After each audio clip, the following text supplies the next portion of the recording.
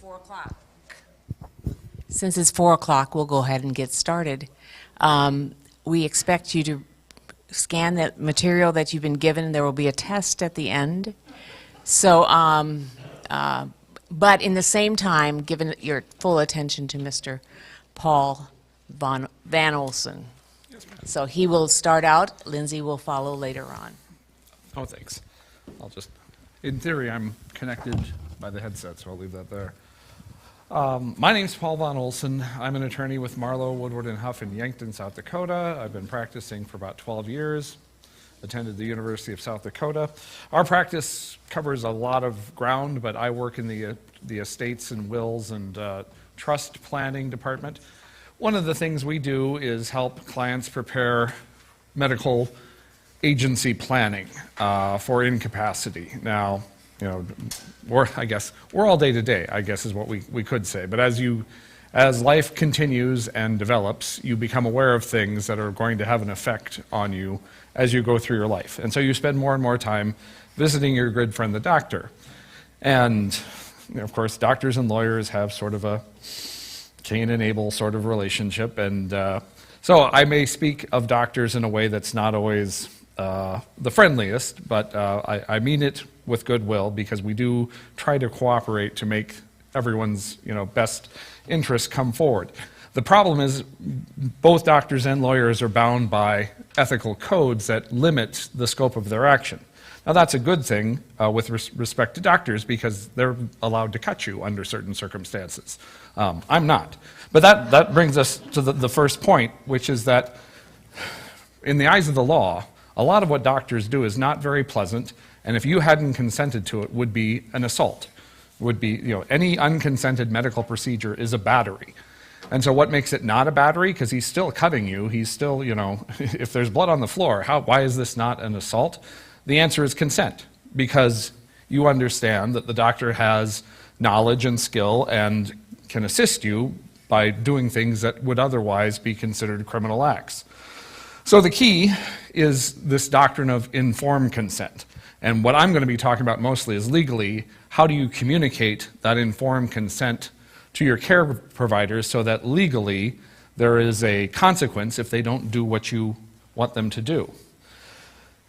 Now, as I said, we're all day to day, and in an emergency, the law will almost always presume implied consent. If I'm lying unconscious at a car crash, the legal question is going to be, would a reasonable person understand, looking as a doctor, looking at the patient there, that person would, if they were able, consent to medical treatment to save their life. That's how the emergency medical treatment system proceeds, is on that premise of implied consent, where the patient is in an emergency situation and incapacitated. So for car crashes, that's where we start. But that's not where most of us, at the end of our lives, are not going to die in a traumatic situation like that. It's going to more likely be the process of a degenerative diagnosis that proceeds over a period of time before death occurs. So, when there is incapacity, then the question is, how do we positively communicate to the care providers what it is we want? Well, the first thing we can do is we can, if there is no planning, if there are no documents, the law says how the doctor is to make up his mind, what he is to do. So the first thing he looks around for, if the patient is incapacitated, he looks for a spouse. And the spouse can make medical decisions in the absence of any other planning documents, as long as the patient is incapacitated. Now that may not be what the incapacitated patient would ask for. If the incapacitated patient were able to speak for him or herself, the doctor is just going to ask the spouse, on the assumption that you've discussed this with the spouse, and your spouse will communicate what it is you want. That's not always the case, though. And even more so with adult children. If there is no spouse available, then the doctor's next going to ask if he can get in touch with any adult children to discuss the situation with them and get permission from them to proceed with whatever procedure the doctor thinks is advisable. And of course, if there is a difficult diagnosis operating in the background, that can be very hard for the children to let go of their parents, when maybe that is what the incapacitated parent wants, is to just let nature take its course. The law says if we don't have an adult child or a spouse, then we're going to look to see if there's any surviving parent. That's in a less common situation. Normally we're looking at car crashes and situations like that. In the absence of those three, an adult child, then grandparents, adult uncle, so second generation relatives or secondary relatives, and then finally a close friend can, if the doctor can't find anyone else, can make decisions for you. Now, it's unusual that we get that far down the line for the doctor to be able to proceed, but any treatment beyond life-saving activity, he's going to need to talk to someone. He can't just go ahead because he thinks it's a good idea. He needs consent from someone. So, legally, there's a document you can draft that allows a person to step into your shoes and make medical decisions for you. That's called a medical power of attorney. That creates an agency relationship. Now, agency relationships, that's a huge area of the law and can cover business, can cover any sort of decision-making process you want to transfer on to someone else. But we're going to speak about it primarily in terms of medical decision-making here. A principle of medical decision-making is that if the patient is conscious and has mental capacity to make decisions, that's always going to trump an agent. In business, your business agent can be buying and selling on your behalf in another town, and you have the right to pick up the phone and you can countermand orders and you can buy and sell as well. But they're both, ordinarily an agent can operate simultaneously with you. But when it comes to making medical decisions for your own treatment, if you are conscious and have mental capacity, the doctor's going to follow your instructions, not your agent's. So normally, we make medical powers of attorney to be what's called springing, which means they are only valid in the event of your incapacity. That's not always the way you want to do it. If you have a medical prescription you routinely want refilled and you want to give somebody the power to pick it up, that's a form of medical agency. They're getting information from your care provider and acting on your behalf, even though you have capacity and you're running, moving around and doing your own business. But generally, medical powers of attorney for treatment are going to be springing. That is to say, the agent can't make decisions unless you yourself can't make them yourself. And that's kind of important. Now, all agencies they continue until they're terminated, or they continue until the principal, the person who grants the power, dies. So that means your medical agent has a significant amount of privilege with regards to your medical information and so forth. And that will continue once granted until it's revoked in writing. So you want to give some thought to who it is you nominate as your agent. And if you decide to cease having an agent or choose another agent, you need to inform that agent that his power or her power has been revoked, because legally an agent has the right to continue to act on your behalf until that agent has been informed that his or her power has been revoked.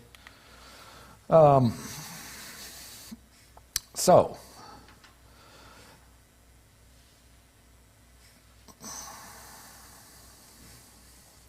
a medical power of attorney can be as simple or as complicated as you like. It can cover all sorts of treatment options, and I imagine Lindsay will speak much more about how that rolls out. But the key point is that it allows the agent decision-making scope. They're standing in your shoes and they're making decisions based on the information available to them.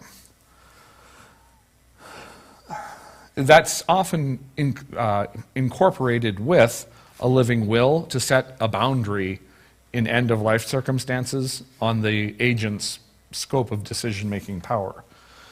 So to be valid, what do we need for a medical power of attorney? It needs to be in writing, it needs to be signed by the principal and two witnesses, or it needs to be notarized by a notary public.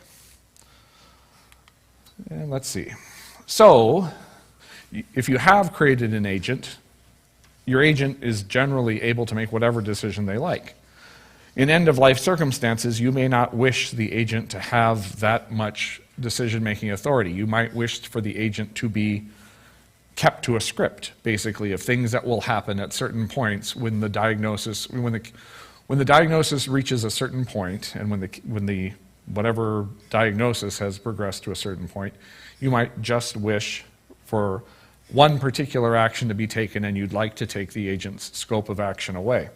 And the way you do that is with a document, which can be a separate document or it can be combined with the power of attorney, called a living will, which, as I say, is essentially a script of actions you instruct be taken on your behalf. And these will be legally binding on your medical care providers to the extent they are aware of them, and should be carried out as long as they're known, and that can be a question.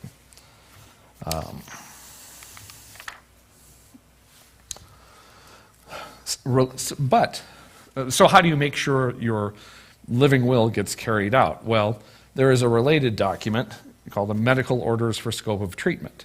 And I think we have some draft examples of, or forms to draft all these documents we're discussing that have been passed out. So medical orders for scope of treatment are basically a living will that's signed on to by your medical care provider. And that makes it a medical order, which is binding on the other staff in the care facility. So it must be in writing and signed by the patient and the medical provider. And this has, this has legal force as a requirement for your treatment. And it can, again, like a living will, it can cover any circumstance that can be written down. Any contingency that can be thought of can be addressed. So it can be as long or as short as you like. And then finally, sort of a special case of the medical orders of scope of treatment is the Comfort 1, it's called in South Dakota, or the Do Not Resuscitate order. That is a specific order covering what should be done in the event your breathing or heart stops. And the general case is do nothing. The point of a Do Not Resuscitate order is do not initiate cardiopulmonary resuscitation in order to revive me and begin further treatment. If I have a condition that is only going to inevitably result in my death, if I'm unconscious, just let me pass on. Again, the key question is, does your provider know that such a thing has been written for you? And in South Dakota, we have a way of physically documenting that. There's a bracelet that you can obtain from, I believe, the Department of Health. Do you know who actually provides that? Yeah, the Department of Health. A Comfort 1 bracelet identifies you to EMTs. So if there were to be, if you collapsed at home and the EMTs arrived on the scene, they would see the Comfort 1 bracelet and they would know that it was your wish to not be revived. So that basically covers what I wanted to cover today as far as the documents and how they are created. So you have a medical power of attorney to create an agent who can step into your shoes. You can use a living will to channel and limit their authority in particular circumstances.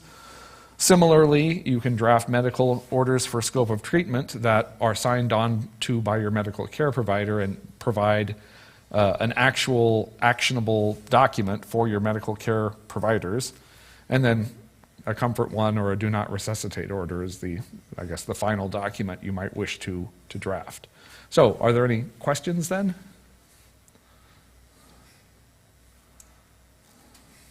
All right.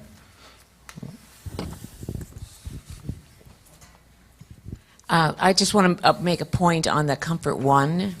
The bracelet should never be passed on to anybody else. There's stories about giving it to their granddaughter, after they passed away, and so don't ever give that bracelet to anyone else. Yeah, the opportunity for mischief is significant. Yeah, it's important. There are also something called 5 Wishes is another plan that's out there, and it has many different areas within this whole big planning of what you want, and gets pretty specific about exactly the kind of care you want. So you would just have to go online and look for 5 Wishes, and that would give you a nice guideline of what to plan for in the case of a living will.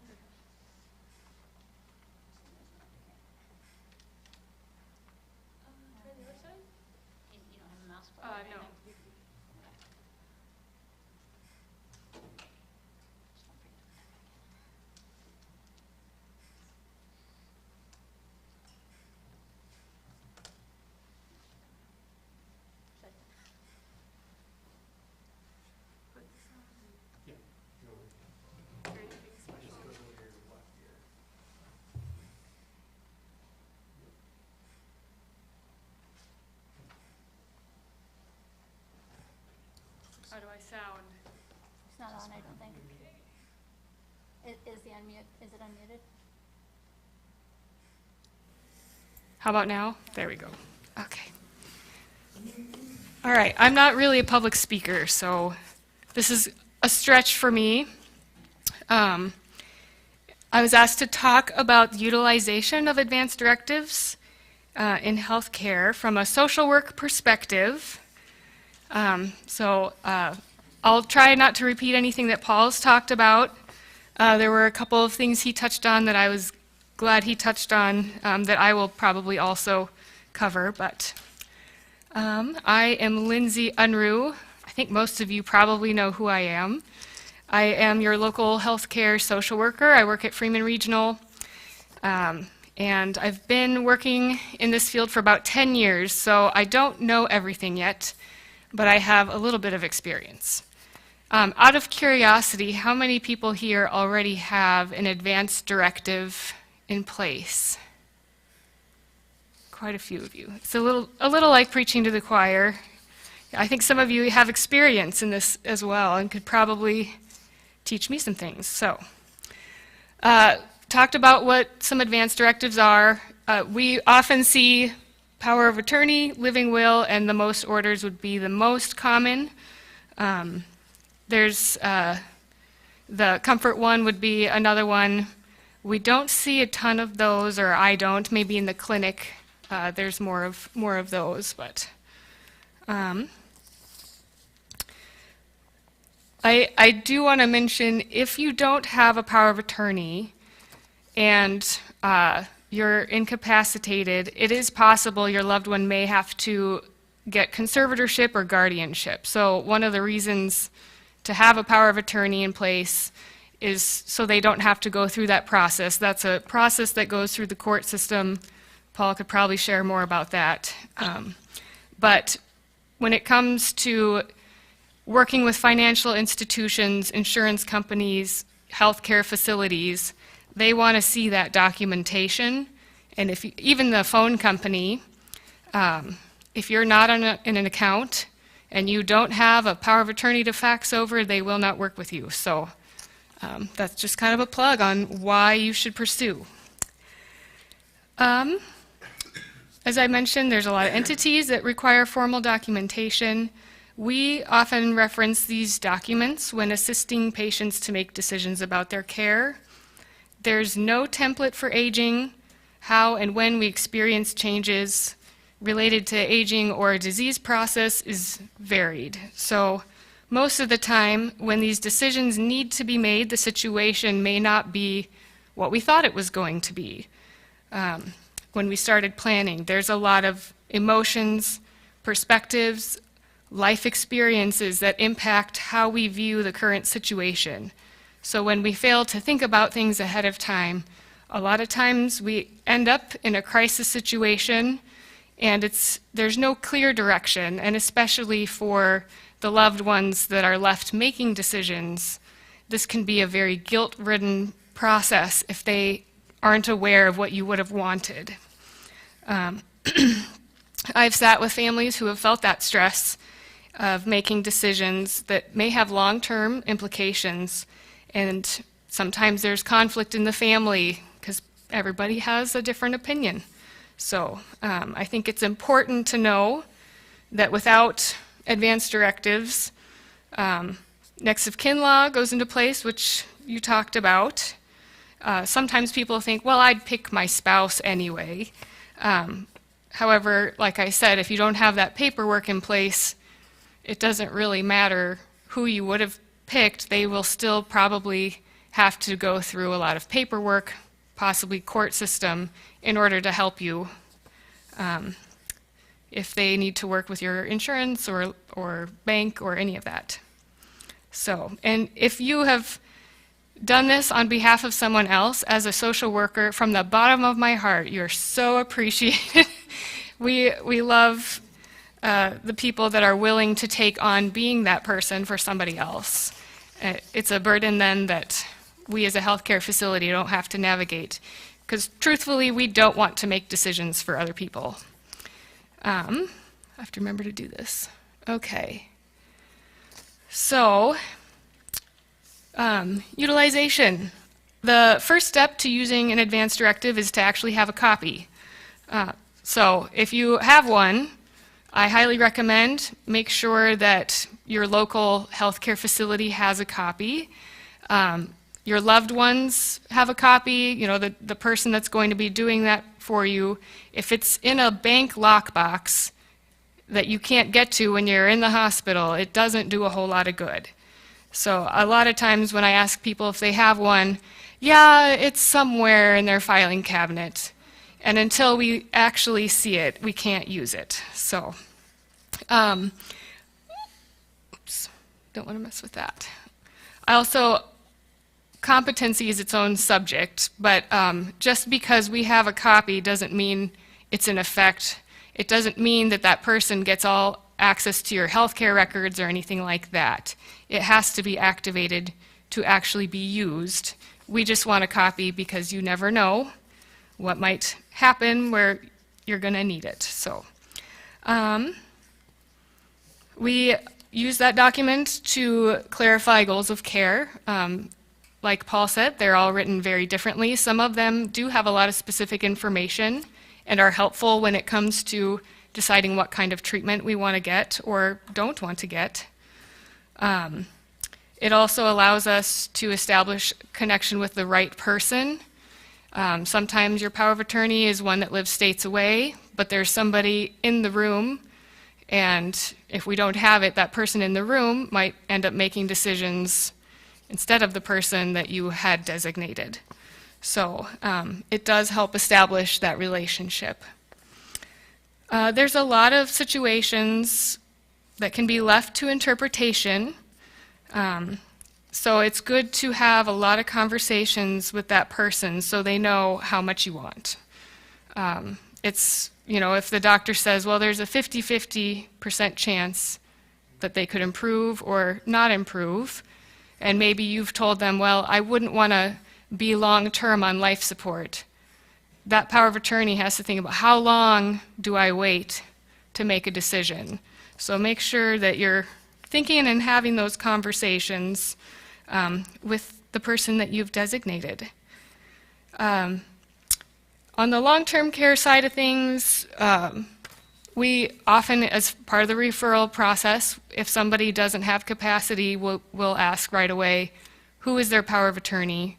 Who's making decisions? Because we don't want to have somebody where there's nobody to do that for them, because we don't really want to take that on. We want to respect the wishes of that person.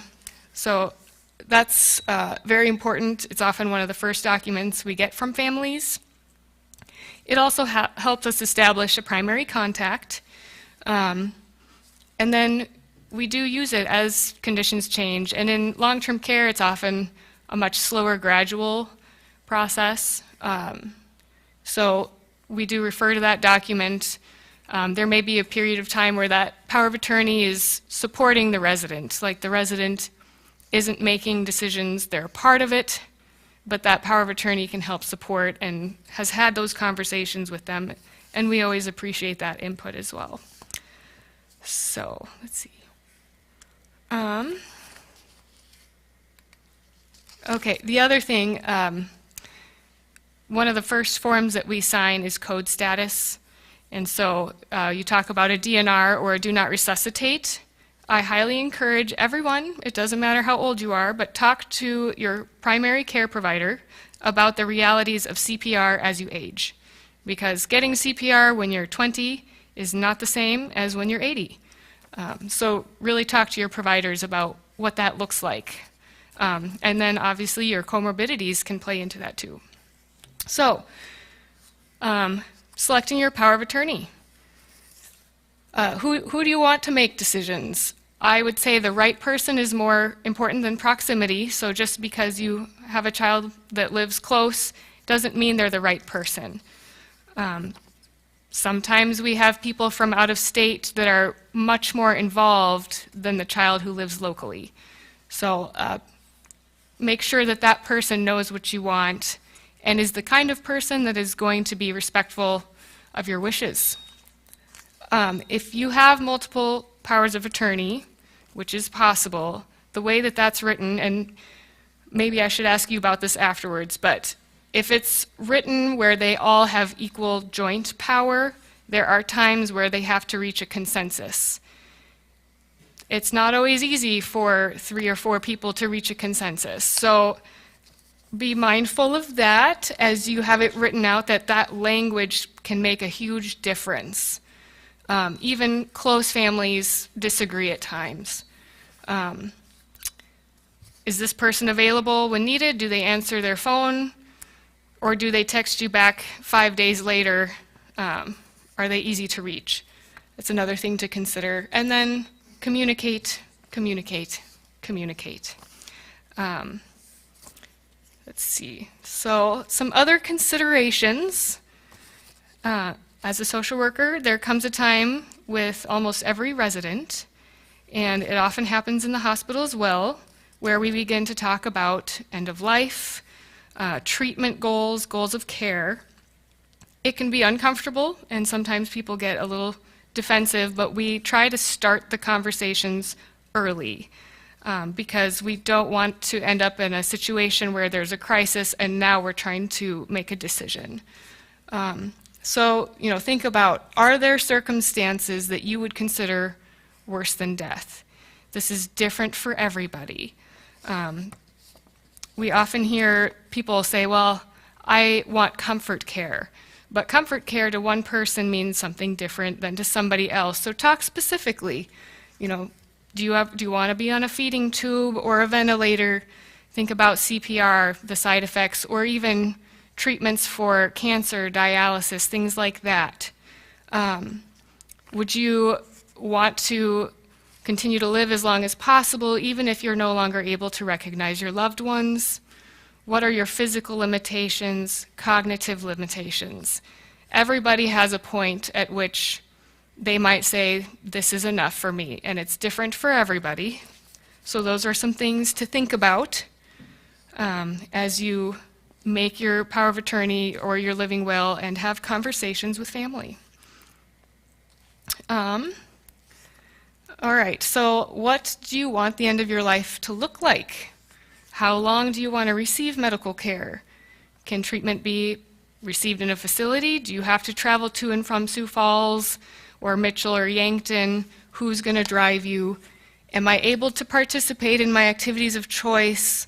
What kind of physical limitations are acceptable? What impact does my treatment or care have on others? Please do not make your family promise to never put you in a nursing home. There are situations where this reality is unavoidable, and doing so can cause immense guilt for your loved ones. So talk instead about how you might stay home as long as possible. Can your needs be met on one level? Do you live in a 2-story farmhouse, split-level farmhouse like I do? Can you enter your home if you are in a wheelchair or have an assistive device? Is your bathroom handicap accessible? How wide are your doorways? Are there changes that you can make now that allow you to stay home longer? Talk to your family about what that might look like for you. And this may not necessarily be included in your advance directive, but I do have to put a little bit of a plug in because long-term care is close to my heart. So at the end of your life, are you alone or are you surrounded by loved ones? Discuss with your family safety versus risk when making the decision on whether or not you can go home. We do this especially in the hospital setting where we might start seeing people more frequently. The conversation we often have is, what is an acceptable level of risk? So a lot of times it comes down to, well, they're a high fall risk. Are you okay with that? If you fall and break a hip, some people would say, I want to be home as long as possible. I understand the risk, but I still want to stay home. Others, maybe not so much. Safety comes first. So that is another thing to be talking about as you think of making plans. I'm almost done here. The other thing is not talking with your family, who would provide care for you. Not everybody is a caregiver. So at what point is it too much for them? Can you imagine bathing this person, toileting this person, or having them do it to you? So that's another part of that conversation of where you end up and when you pull the trigger for those things. All right, pain control. I'm guessing when LaVon did her hospice presentation, she talked a lot about this, so I won't cover a lot. You didn't? Okay. Well, so one scenario we run into a lot, and this kind of, if your advanced directive is very detailed, you might have things in there about pain control. A lot of times, end of life, there's a decision that has to be made between pain control and level of alertness. You can't always have both. And so let your family know, how comfortable do you want to be? Do you want to be alert as long as possible? Or do you want to be as comfortable as possible and, maybe oblivious to the world at that point? Those are things that you can think about as you write that document out. And then lastly, finances. How will I pay for my care? There's financial powers of attorney too. I would say that's a document worth having. That's another one that we also ask for at admission. It doesn't have the same, it's not quite as easy to make because I do believe you have to have a lawyer. Or you weren't prepared for this. Well, I can say it is not any document that is written and signed by the principal and either witnessed by 2 witnesses or notarized by a notary public can function as a valid power of attorney. As an attorney, of course, self-interestedly, I would advise you to be careful if you're going to try to practice law by yourself. You have that right, but just if you have any questions at all, I would advise an ounce of prevention is worth a pound of cure. And you may hate to pay us, but if there's a dispute over it and it causes loss, professional advice can be useful. But having said that, no, you can draft. You can make one on your own, yes, but you need. Is it also witnessed by 2 or notary? Yes. Okay. And maybe Googling one isn't the best. I mean, yeah, I went to a law school and I learned it from someone, so you can learn it from someone else. I personally won't be doing that, Yeah. and I'm not making that recommendation. I don't want to insult anyone's intelligence. I mean, it is certainly possible. But please be careful with what you're doing because Yes. it's hard to fix after the fact. If it's Thank you for that. All right. So just to be aware of some facts regarding long-term care, things that you don't know until you absolutely have to know. Cost of nursing home care is roughly $9,000 to $12,000 a month. And that's for out-of-pocket. It's something Medicare will only cover in certain circumstances and only temporarily. So unless you have long-term care insurance, there's a high cost for nursing home care. There is Medicaid, and Medicaid does have its own criteria, and it has a 5-year look-back period. So I'm putting this plug into you now.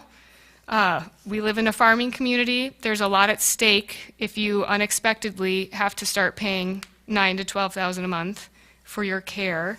So I would highly recommend visiting with a financial planner and estate planner, thinking about some of those things early so that you're prepared and have thought about it, and you're not in a crisis situation where now you have to sell land maybe, or land, equipment, those things are assets that will be looked at if you potentially would need Medicaid. So be proactive.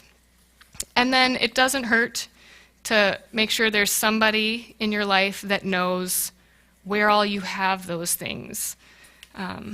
Because we spend a lot of time in my office helping families who relied on somebody else maybe to do those things, and they don't know what all accounts they have at the bank, what investments have been made, what insurance policies there are, and spend a lot of time, pensions, tracking down that information. So that's my other plug that really isn't an advanced directive, but is a little bit associated. So, all right, I hope I covered kind of what you were thinking I might cover. What kind of questions, or do you have comments, or?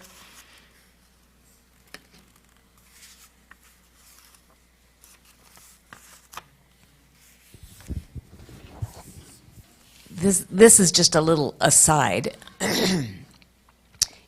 If you're considering whether to be at home or whether your loved one should be at home or in the nursing home, if you fall at home, you will fall at the nursing home. It will happen. So do not be upset with the facility because you're falling there. This was supposed to stop that. It won't necessarily do that if you don't use a call light and ask somebody to help you. So just be aware of that one little detail. Yes, people do fall. Sometimes right in front of you.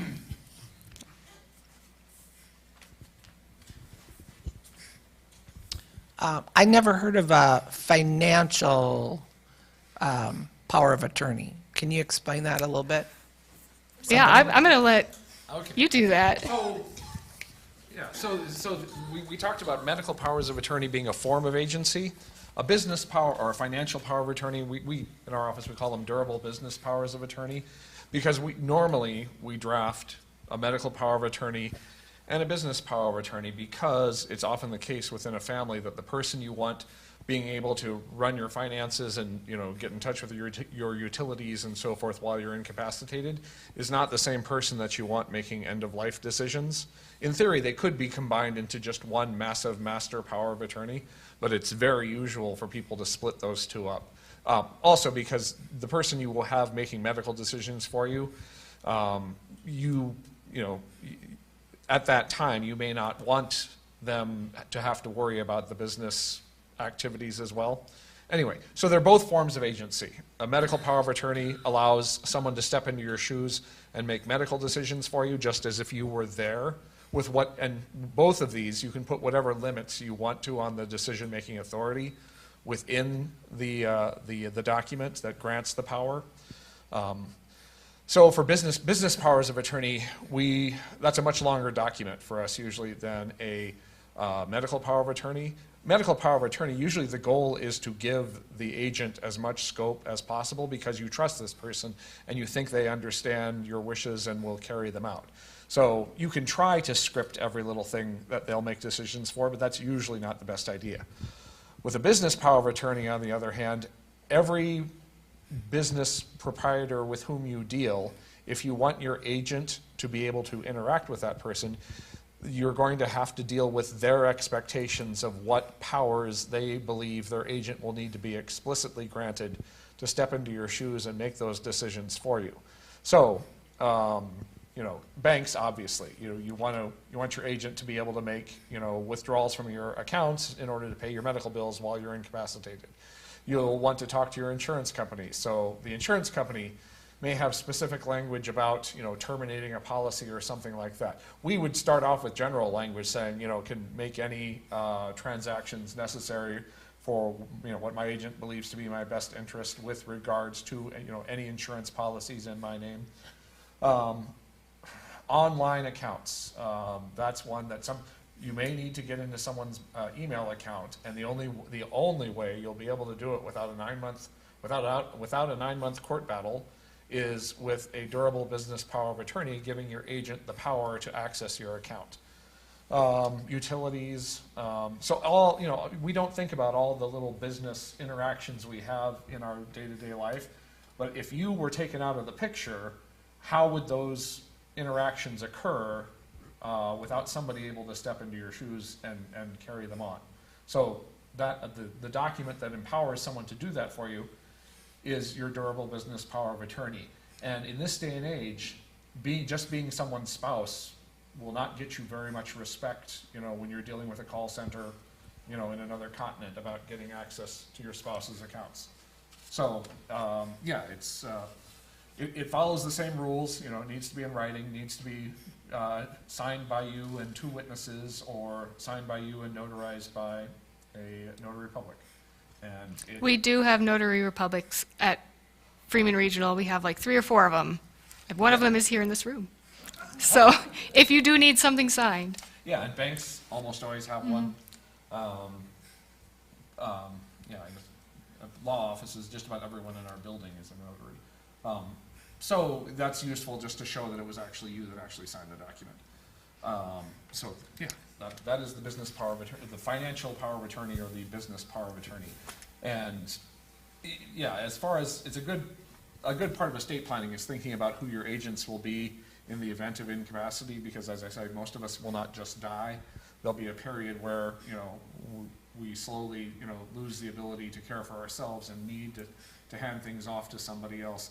And so thinking about who's going to do that is an important part of thinking about your medical care, because dealing with the insurance companies, dealing with Social Security, all of those things. Social Security is normally going to be looking for a business power of attorney because they consider it a business relationship paying for your care rather than a medical power of attorney that, to make medical decisions for you. Social Security generally isn't making medical decisions about you. They're just deciding who's going to get paid for the medical care that is provided to you. So an agent to talk to Social Security can be an important thing as well. So here I left this room. Sorry. Oh, thank you. And in my line of work, we often say, plan for the worst, hope for the best. So imagine worst case scenario, plan for that, and then hopefully it never happens. Any other questions?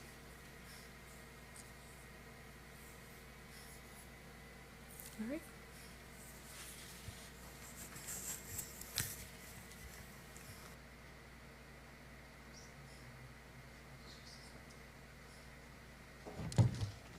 Well, I hope we answered some of the thoughts that you were thinking about.